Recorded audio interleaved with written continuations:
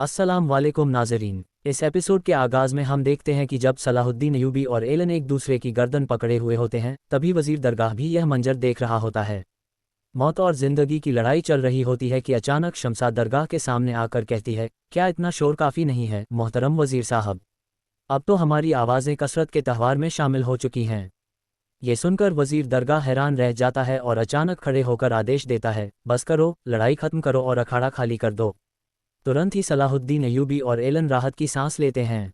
ताजिर Alyssa भी अपने आदमियों को पीछे हटने का इशारा करता है। कातेगन और यार की तलवारें म्यान में डाल देते हैं और काजी फजल अल्लाह का शुक्र अदा करता है। इसके बाद जब शमसा अखाड़े में दाखिल होती है तो सबकी निगाहें उसी पर टिक जाती हैं। सलाहुद्दीन और शमसा की नज़रें मिलती हैं। लोग तालियां बजाकर उसकी हिम्मत की दाद देते हैं। शमसा पूछती है, मोहतरम वज़ीर साहब, आप मुझसे कौन सा गीत सुनना पसंद करेंगे? वज़ीर कहता है, तुम्हारा मशहूर कुद्स वाला गाना सुनना चाहता हूँ। शमसा कहती है, जो हुक्म। और फिर कहती है कि यह गीत उसे बुरुद की एक शायरा से मिला था जिसका दिल कुद्स के लिए धड़कता था। एलन कहता है, बिल्कुल हमारे अमीर सलाहुद्दीन की तरह। फिर शमसा अपनी सुरीली आवाज़ से गीत गाना शुरू करती है।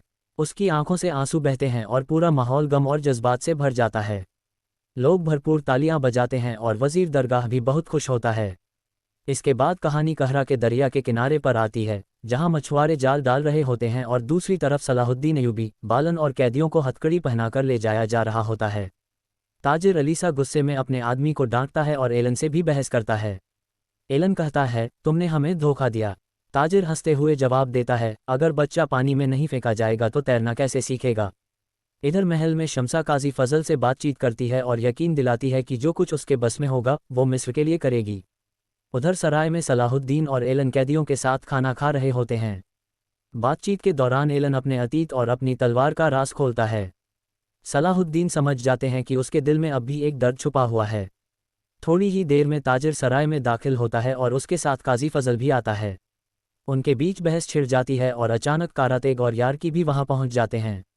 माहौल तनाव भरा हो जाता है। उधर बाहर पहाड़ी पर शहवार और शेरिक मिस्र की साजिशों पर बात कर रहे होते हैं।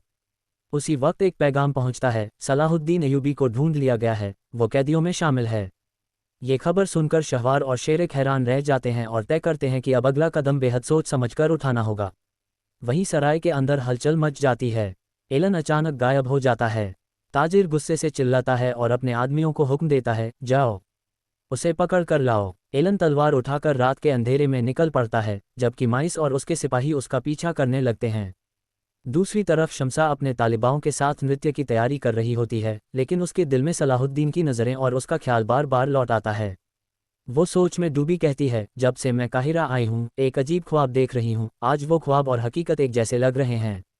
और नाजरीन, यहीं पर आज का एपिसोड खत्म होता है। मिलते हैं बहुत जल्द अगले एपिसोड के साथ। वीडियो को लाइक करें, चैनल को सब्सक्राइब करें और बेल आइकन दबाएं ताकि आने वाले एपिसोड आप तक आसानी से पहुंच सकें। दुआओं में याद रखें। अल्लाह हाफिज़।